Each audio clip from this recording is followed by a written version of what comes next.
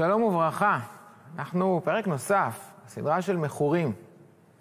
סדרה שהיא אולי קצת יוצאת דופן, פחות באתי לשעשע. באתי לדבר קצת בסדרה הזאת על נושא שהוא מאוד מאוד כואב. אני עושה רגע זום אאוט ומדבר רגע שוב מלמעלה. מדובר פה על מחלה.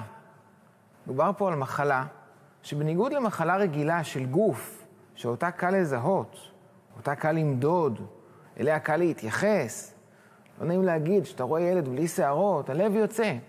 אתה מבין שאתה עכשיו לא יכול להיות איתו קשה ושיפוטי וטובעני ולתת לו אתגרים שהוא יעמוד בהם, כי כרגע הוא נלחם על החיים שלו. אז כרגע כל מה שהוא צריך זה אהבה וקבלה וחום ומרק, וגם אם הוא עכשיו, לא יודע, עדיין לא יתפלל או לא יניח תפילין, בסדר, הוא במלחמה אחרת עכשיו. עזוב אותו. הוא צריך להיות חזק, הוא צריך להיות אהוב, הוא צריך להיות חשוב, וחי בהם. זה ההתחלה, זה הבסיס. בכל הגוף נורא קל להבין את זה. בכל הגוף נורא קל להתייחס לזה. בכל הגוף נורא קל להבין, להפנים ולסגל צורת התנהגות לבן אדם החולה שהיא מלאה באמפתיה וחום ואהבה, כי אתה מבין שיש בן אדם חולה. קל יחסית להתרים לזה כסף, קל יחסית השכנים ליבם יצא ויביאו עוגות וחלות וסלטים להורים המתמודדים, ואיזה גיבורים אתם, ואיזה מוסרי נפש אתם שאתם עושים להיות ליד הילד בבית חולים. אין כמוכם, אתם אנשים אצילי נפש. הסביבה תעריך אותם, יחסית, כן, לא עלינו, לא עליכם, לא על אף אחד. אבל יותר קל לקבל את זה ולהבין את זה, כי זאת מחלה ניכרת. המחלה שאני מדבר עליה כאן, בסדרה הזאת, היא מחלה הרבה יותר קשה מבחינה מסוימת, כי היא לא ניכרת כלפי חוץ. תחשבו מה, זה כל מחלה אחרת אפשר איכשהו לראות, יש סימנים, יש מד חום. אתה יכול לראות, החום גבוה.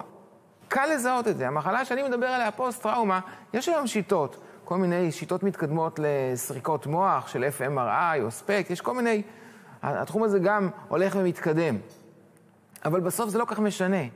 אנחנו צריכים לסגל פה עדשה מולטיפוקלית, לראות לא רק את הסימפטומים שהם לפעמים מטריסים ומעצבנים של בן אדם, שהוא לא טיפש, אבל הוא לא מחשבן טווח ארוך, הוא לא מצליח לדחות סיפוקים, הוא אימפולסיבי, הוא לא מצליח לנצח את יצרו הרע. כל אחד יש לו את היצר הרע משלו, אחד קצת יותר עצלן מטבעו, אחד קצת יותר תאוותן מטבעו, אחד יותר כעסן מטבעו. ברוך השם, כל אחד קיבל טבע שונה, באנו פה לעולם הזה למסע. ושאין כוחות נפש להתמודד מול היצר הרע, כי האזור שמה לעשות, האזור שאחראי על הטווח הארוך, האזור שאחראי על דחיית הסיפוקים ועל החשבון של ניסיון העבר, השלכות העתיד, האזור שאחראי על תפיסת הזמן והשלכות וחשיבה תוצאתית ויעדים, זה האזור הזה, הכל מגיע מהנשמה, עובר דרך גוף, הוא מפליא לעשות. זה האזור בגוף שפעיל כשאדם עוצר את עצמו מהאימפולסיביות הרגעית ועושה משהו שהוא טווח ארוך.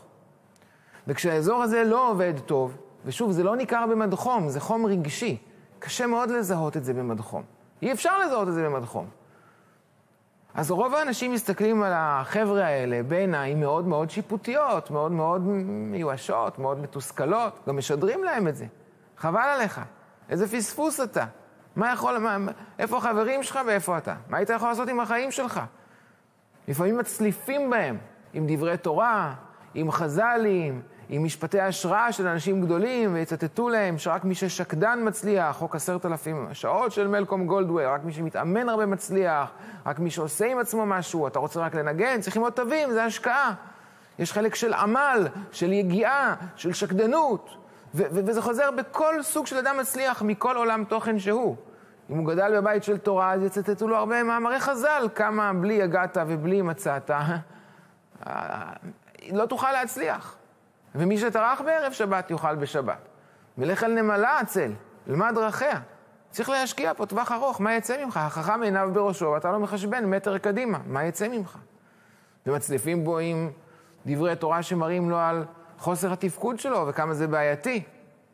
וגם אם הוא גדל בבית לא רק תורני, אלא גם הישגים בתחומים אחרים, זה לא משנה. בכל מקרה, האנשים האלה הולכים מסכנים, וזאת הבעיה האמיתית של המחלה של פוסט-טראומה, או של פוסט-טראומה מורכבת. זה נהיה כדור שלג שלם, שאדם מרגיש כבר שאין לו סיכוי, שאין לו כוח, שאין לו אנרגיות ושאין לו רצון, והוא כבוי מבפנים, ואז הוא מחפש למצוא דרכים יצירתיות למשככי כאבים, להקהות את הכאב. אדם לא יכול לחיות עם כאב קיומי חזק כל כך. אז הוא מחפש דרכים להעביר את הכאב. הוא מחפש דרכים לחשוב על דברים אחרים, לחפש מסיחי דעת למיניהם, לחפש חומרים פסיכואקטיביים, אלכוהול, סמים, הימורים, משהו שייתן לו איזה ריגוש, איזה דופמין באותו רגע. עכשיו, הקטע הוא שלא זאת הבעיה. המלחמה בסימפטומים היא חסרת סיכוי, כי לא זאת הבעיה. אני אומר פה רגע חידוש, אתם שומעים מה אני אומר? לא יעזור לי לכם בסימפטום כזה או בסימפטום אחר. תיקח את האלכוהול. אמריקה עשו חוק, תקופת היובש, הוציאו את האלכוהול מחוץ לחוק. עזר להם משהו? כלום. המאפיה פרחה, האיכות של האלכוהול ירדה, אבל אנשים צרכו אלכוהול. למה? כי בן מחפש, יש איזה פסוק, תנו שחר לעובד ויין למרי נפש. מישהו שהוא עובד, מישהו שהוא אבוד, מישהו שהוא מר נפש, בית מרזח, מי שנפשו מרה ודעתו זכה עליו. אדם כזה מחפש משככי כאבים. אז נכון, בדורנו האומלל משככי הכאבים יותר זמינים, יותר מצויים. אתה יכול היום להזמין אותם בלחיצת כפתור, אתה מקבל שליח חמוד שמביא לך את זה עד הבית, מעלה עשן כלשהו, ופתאום העולם ורוד, דרך עיניים אדומות. אתה יכול כל היום לראות דברים, לשמוע דברים, אבל שוב, זה לא נובע מיצר הרע, זה לא נובע מחוסר רצינות, זה לא נובע ממידות רעות, מפינוק, מעצלות. כשאדם, הפסוק אומר, אם אדם מגיע למצב כזה, זה לא אומר שהוא רע לב, זה אומר שהוא אבוד. נו, יין לא עובד, שחר לא עובד ויין למרי נפש, נפשו מרה. ואם לא תטפל בשורש, אז כל ההתעסקות שלך והמלחמה שלך סביב הסימפטומים היא מלחמת התשה חסרת סיכוי. כי אנחנו אנשים שיש לנו עוד 1,000 דברים על הראש. 1,000 דברים יש לנו על הראש. אנחנו צריכים להכין שבת ולעשות קניות לשבת ולהביא פרנסה ולדאוג לזוגיות ולכבד הורים ולהתפלל וללמוד ולהשקיע וגם ועד הבית ולהיות נחמד יש לנו 1,000 דברים על הראש. מוח של אדם הוא דבר אדיר, הוא דבר מורכב. יש לנו 1,000,000 דברים על הראש. אבל המכורים האלה הם באטרף של כאב, וכל מה שהם באמת חושבים עליו זה להשיג את המשכך כאבים. אז אם מישהו ייגע להם בזה, תצא מפלצת.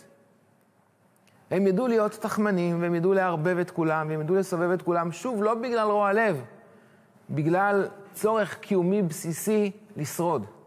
ועל צורך קיומי בסיסי להשכיח את הכאב כדי לא למות. ואם נהיה מדי יעילים וניקח להם את כל הדברים האלה, באמת פוסט-טראומה זאת מחלה שאנשים, כן, כואב הלב. שוב, אני לא רוצה פה מדי לדכא את המצב רוח, אבל כן, אנשים גם מתאבדים. יש סטטיסטיקות לא פשוטות של אחוז אובדנות לא קטן. ופרופסור מטה גיבור, הניצול השואה הצדיק שעבד במרכז ההתמכרויות בקנדה, אמר, רוב החבר'ה שאני רואה, שהם מכורים, שהם בדיכאון, שהם בחרדות, כל הבעיות של בריאות הנפש זה בדרך כלל פוסט-טראומה, או פוסט-טראומה מורכבת. יש סטטיסטיקות זה ממש 100%, במכורים הוא אומר זה 100%, זה אפילו לא 99, זה 100%. בדברים אחרים זה אחוזים מאוד מאוד גבוהים, גם בבעיות גופניות זה משפיע. זה משפיע בסוף גם על הלב, זה משפיע בסוף גם על מערכת הדם, מחלות אוטואימוניות. אדם צריך להרגיש שיש לו תקווה, זה דבר חשוב בחיים, רק שיש תקווה, המערכות שלנו מסונכרנות, המערכות שלנו עובדות, יש לך בשביל מה לקום בבוקר, יש לך ניגון אופטימי לחיים. אבל אם לא, ואתה קם לעולם קודר ושחור, תראו איזה רקע יפה שמו לנו, אתה קם לעולם, אין לך בשביל מה, אז הגוף נהיה על מנגנון הישרדות, שכל מה שאני מחפש זה דרך להשכיח את הכאב ולחיות את הרגע, כאילו אין מחר. Like tomorrow doesn't exist. זה הסיפור הכאוב של המחלה הזאת, שבניגוד למחלות אחרות שאנשים יכולים לטפל בהם מתוך אמפתיה ומתוך רצון לעזור, במחלה הזאת אנשים האלה מרחיקים מעצמם את כולם. כי כולם סולדים מהם, כי הם באמת מעצבנים. הם באמת אגואיסטים ואגוצנטרים בצורה מזוויעה. הם באמת לא נחמדים. הם באמת תחמנים. ושקרנים, כן, כמובן בדרגות, כן, פוסט-טראומה גם בביטוח לאומי, זה בין 0 ל-100% נכות, יש בזה כל מיני דרגות. ואם זה אגב ממש קיבל הכרה רפואית קלינית, גם לפעמים משככי הכאבים שהם מקבלים הם ממש רשמי, רופא ייתן את זה, זה נקרא רפואי ורופא ייתן את זה כפתרון זמני, כי הוא באמת חייב להשתיק את הכאב, הוא לא משחק אותה. קראתי פעם מכתב שכתב כזה, בחור, מסכן שעבר מה שעבר, הוא אמר, האויב הכי גדול שלי זה השקט. יודעים מה זה שקט? שקט זה אומר, נגיד נסו לדמיין, לפני שבן אדם הולך לישון, שם את הראש על הכרית, כבר התקלח, הוא עם פיג'מה, שם את הראש על הכרית, הוא עוצם את העיניים, ולאט, לאט, לאט, לאט, לאט, לאט, לאט, עובר למצב רגוע יותר, והנשימות שלו הופכות להיות עמוקות יותר, והוא לאט, לאט, לאט עוזב את עולם ההכרה, ושוקע לעולם קסום של חלומות ושל שינה. זה כמה שניות של שקט. של אנשים רגילים זה לא דבר רע, אולי עשיתי לכם חשק, חכו, 4.5 דקות אני מסיים את הפרק הזה. לאנשים רגילים זה לא דבר רע, זה אפילו חוויה נחמדה ונעימה מאוד, הרבה אנשים רק מחכים לה שתבוא כבר, החיים שלנו עמוסים, השתבח שמו. אבל אדם שיש לו טראומה, ואם הוא עוצם את העיניים פתאום יש לו זיכרונות, ופלשבקים, ובושה, כי הוא שונא את עצמו. למה הוא לא ברח, למה הוא לא התנגד, למה הוא לא קם, למה הוא לא זה, הוא מלא בתסבוכים ומלא בכאב, ויש לו זה, הוא לא מסוגל לחיות עם השקט הזה. אז הוא נמנע מלעשות את הפעולה הפשוטה הזאת של ללכת לישון. הוא עושה משהו עד שתחטפנו שינה. הוא יעשה משהו עד שהוא ירדם. זה גם לא יעזור לו, כי השינה שלהם גם בדרך כלל לא מי יודע מה, הם קמים, יש להם סיוטים. לא ישנים טוב, אבל הוא עושה משהו עד שתחטפנו שינה. וגם זה אדם רגיל לא מסוגל להבין. למה לא הלכת לישון בזמן? בטח שלא קמת. הולך לישון ב4 לפנות בוקר, איך תקום? זה לא זה.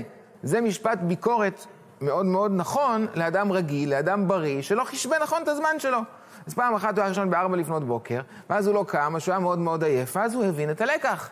וגם אם עוד פעם או פעמיים הוא התפתה, כי היה חברים, כי היה משהו חשוב, בסוף אדם קולט, לא שווה ללכת לישון ב3 או ב4 לפנות בוקר.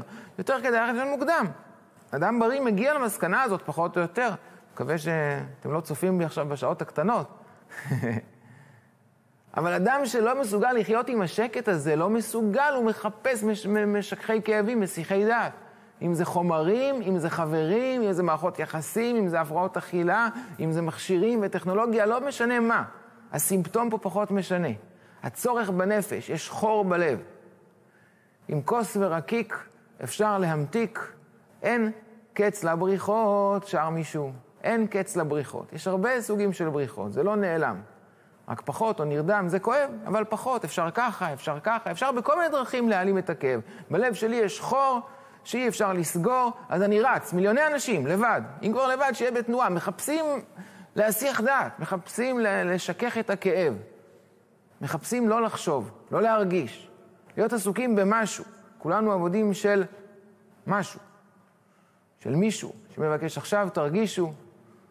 יש המון שירים על זה. אגב, אומנים מאוד מתחברים לזה. הרבה פעמים אומנות מקבלת השראה מהמקומות האלה של הכאב. כי זה כאב מאוד אמיתי ומאוד מאוד אותנטי, וקשה להעביר אותו במילים. אני מדבר פה עכשיו 15 דקות, אני אומר לכם, אני עושה ניתוח סטטיסטי של הצופים. חלק אומרים זה נחמד, אבל לא יודעים בדיוק על מה הוא מדבר. לא נראה לי. אפילו שאולי יש להם בבית מישהו כזה. לא נראה לי. הוא לא עבר אירוע כזה גדול. קצת רגיש, מה, זה סתם צומי. אבל אם צופה בי מישהו ולא נרדם שבאמת עבר את זה, הוא יודע כמה הכאב הזה מדויק וכמה קשה להעביר אותו במילים לאדם שלא שם. טוב, ייאשתי אתכם לגמרי. מהמפגש הבא שלנו, הפרק הבא, התחיל לדבר על התיקון. ויש תיקון. המוח הוא גמיש, המוח יכול כל הזמן להתחדש, המוח יכול להתרפא ולהשתקם, רק צריך אווירה מסוימת שזה יקרה. איך מייצרים את האווירה הזאת? זה כבר תלוי בנו. לפעמים גם צריך טיפול מקצועי. בסדר, גם זה לפעמים צריך. יש דרך לטפל במחלה הזאת. זאת לא מחלה חשוכת מרפא.